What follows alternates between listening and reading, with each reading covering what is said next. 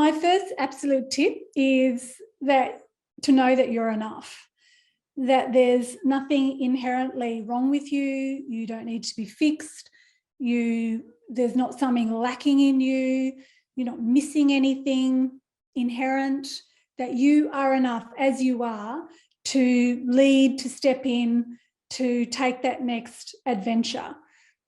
Yes, there's always things we need to learn, we need to grow, we need to change. I'm not saying, don't get that degree or get that experience, but too often we come from a thing that we're just not enough, we're lacking something, we're missing something.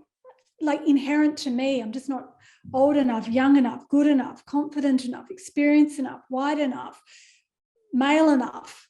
And my number one thing is you are enough as you are.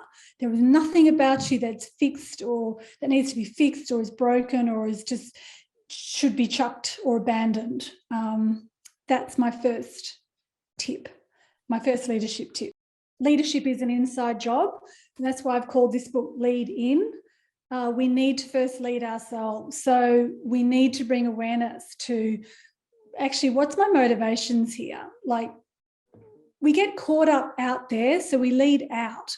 We're constantly in reaction to what's happening out there without being able to lead first in here, and then from there deal with the chaos and things around us. So we're like dogs chasing a car that we can never catch when we're leading out.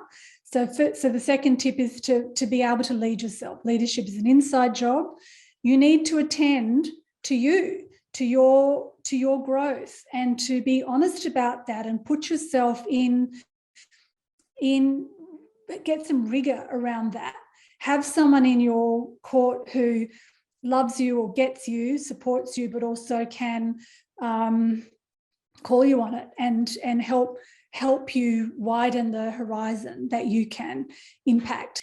My third one is around authenticity, to be authentic to not to your past or to your personality or to your history necessarily, but to your future you, your future self, that part of you that knows you, that loves you, that gets you, that sees you for who you are. This is you sort of down the track, and it's pulling you forward courageously, holding your hand, but saying, Kathy, Ali, listener, it's time, step up, this is who you are, and be authentic to that.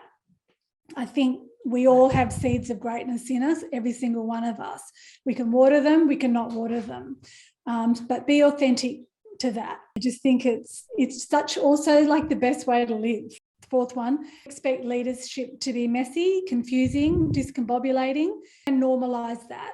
I think the more we think that it shouldn't be this way, that somehow I should know what I'm doing, things should go the way I planned, the harder it is to lead. Leadership is messy and complicated and confusing. So I think once I kind of realised that, it stops the upset and the, oh my God, I can't believe this happened. Oh, this has happened. All of that reaction and reactivity sort of falls away. Have a vision. So I talk about having clarity. So the clarity around what do you want to achieve and what's important to you and where are you going? Like when I say to people, what do you want? When I'm coaching them, I don't really know. I actually think we do know what we want at some level. We're just not clear, and we haven't owned it and named it and claimed it, what we want.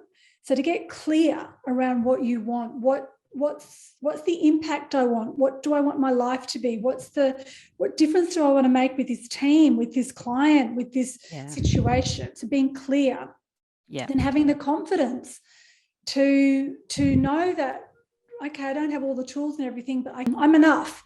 And then to have the conviction to know that this will work, that I will make something happen. So having that clarity, conviction and confidence as a leader. Otherwise, what are you leading for? You're just leading in this sort of echo chamber of ambition. You won't get anything done if you don't know what it is you want to accomplish.